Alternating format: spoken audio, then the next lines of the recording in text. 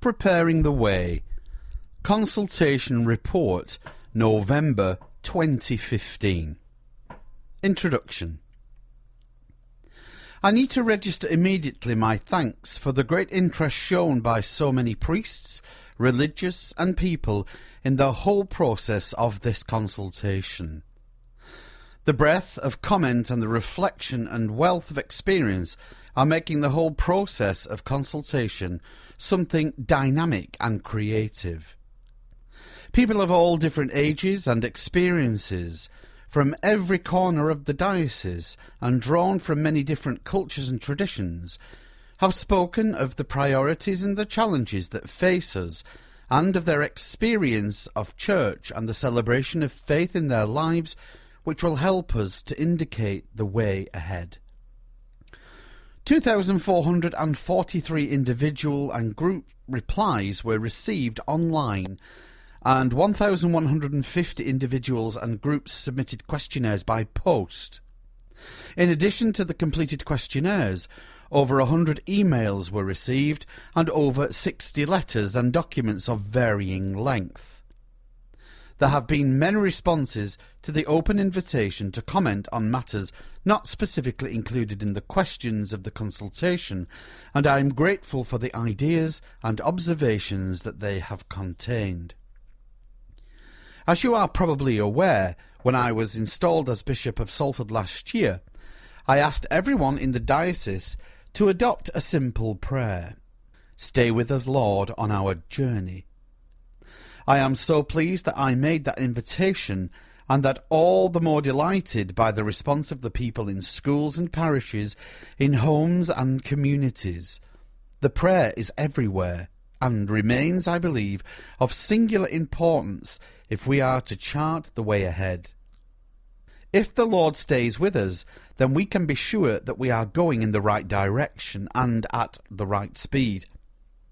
If the Lord is with us, then we can also rely on the presence of the Holy Spirit to energize us and provide us with all that we need for each step along the way. The consultation asked a series of questions. The consensus provided in the answers on many subjects allows me to make a number of decisions with great confidence that there is a general agreement and desire for certain things to be put in place. In fact, I can report that there is no question that I did not receive a good level of consensus. In some cases, something might have been confirmed as desirable, but there is some diversity of opinion about how it might best be implemented, and that will take some additional thought and work. Other matters will, of necessity, take time to implement and develop.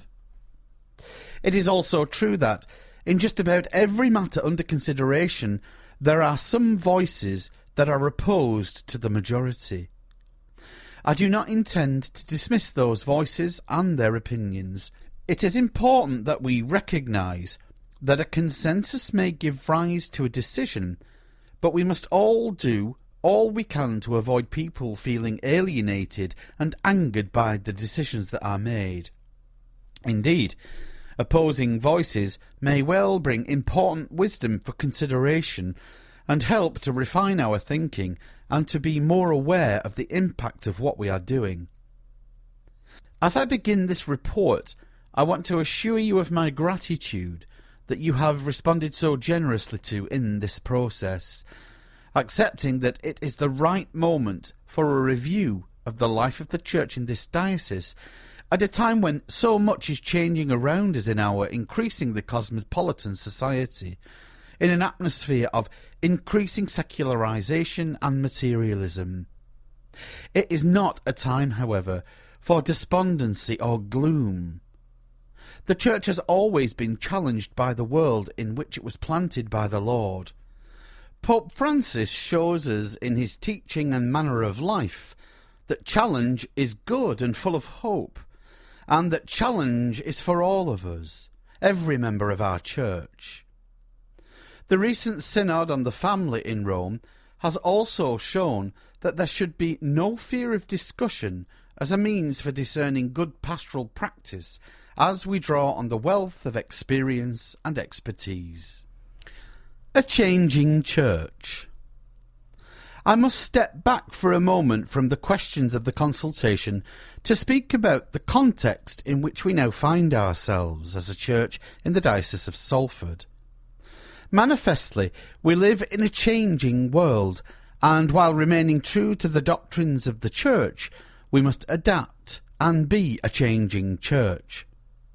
We must plan for the future, and given the reduction in the number of priests available for pastoral ministry, the planning needs to be radical.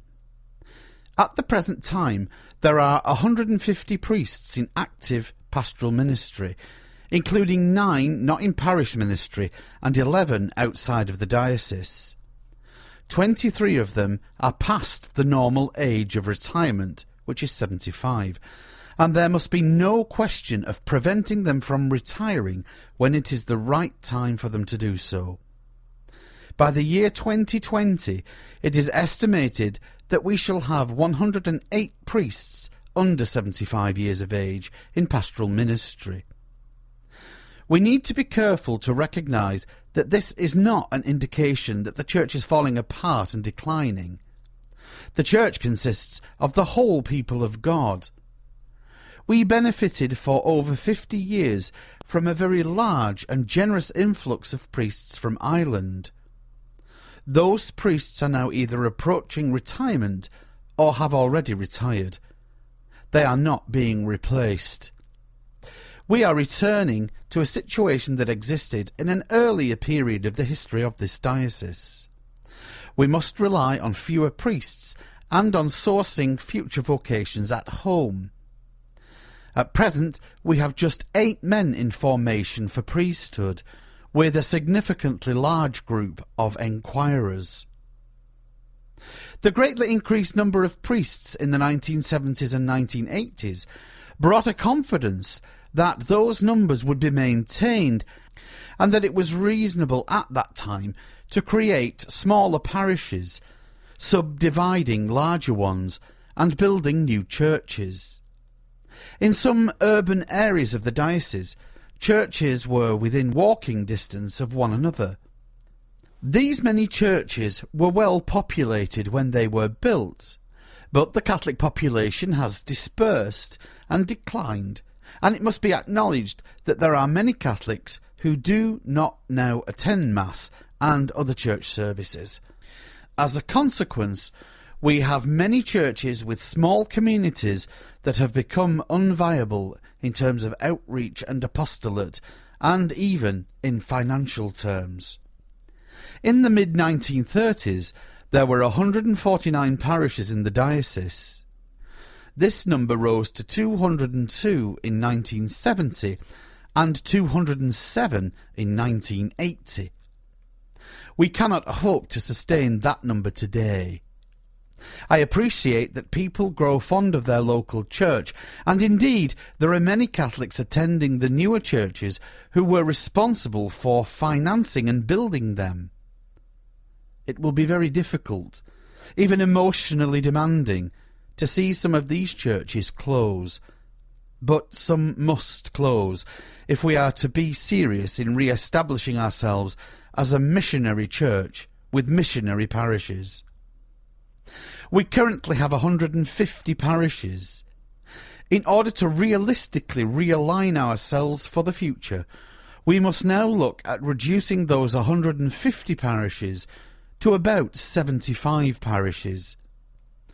Given the geography of the diocese and the Catholic population, both in terms of those who attend Mass and those who do not, 75 parishes will allow for a reasonable distribution of church buildings. It is possible to see some of those future parishes having more than one church, but probably no more than 2 churches.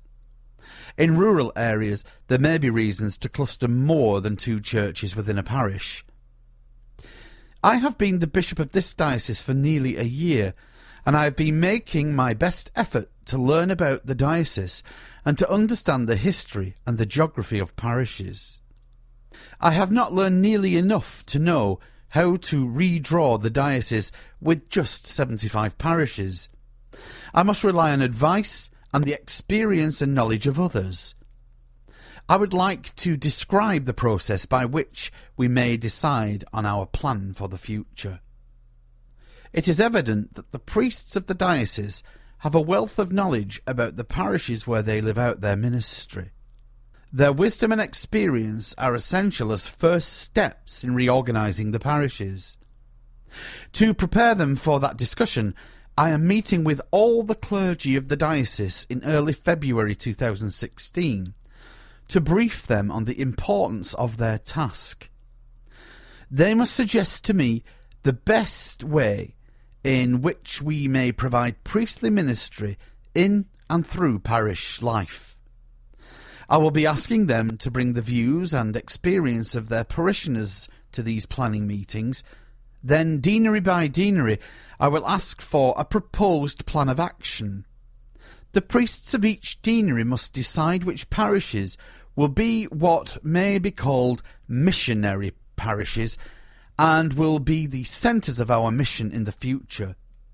These missionary parishes must depend on an increase in lay involvement, about which I will be writing later on in this report. The priest may also suggest to me other churches that may remain as chapels within a missionary parish, but will be unlikely to have a resident priest. Each of these missionary parishes will be under the pastoral care of a parish priest, perhaps with an assistant.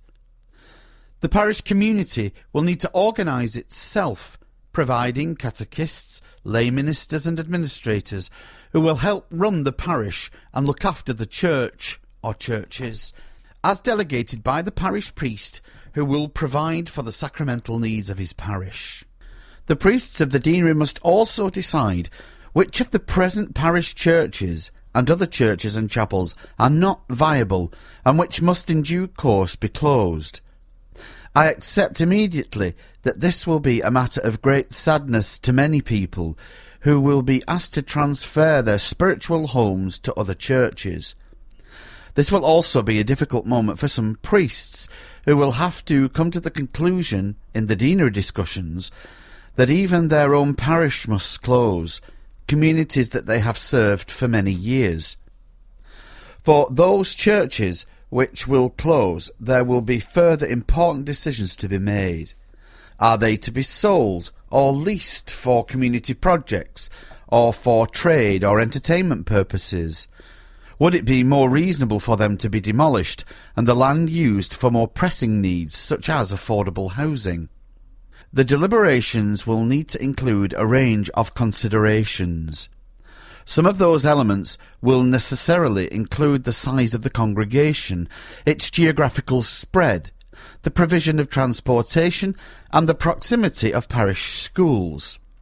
Different parishes will also have additional differing considerations, such as the size of the church building and its condition. I appreciate that this will not be an easy discussion. Following their discussions, I will be asking each deanery to provide a recommended plan for the future, a written submission of their proposals. I will then be asking a small group of people I believe to have good knowledge of the diocese to consider each proposal objectively and to identify any particular difficulties which may require amendment or to endorse the proposal. The proposal will then be made known to the people of the deanery, with an opportunity to comment or to provide additional information which may affect a final decision. It will then be the responsibility of the bishop to make the final decision and to plan the period of transition. In most cases, the changes will not be implemented immediately, but having a definite plan, decisions can begin to be made about the appointment of priests and the internal organisation of each community. Plans can also be made about the future of buildings. I can well understand that this will be a very difficult and emotional time for many people. I would wish that we could simply retain the configuration of parishes as we have them now. There is, I think, a growing realisation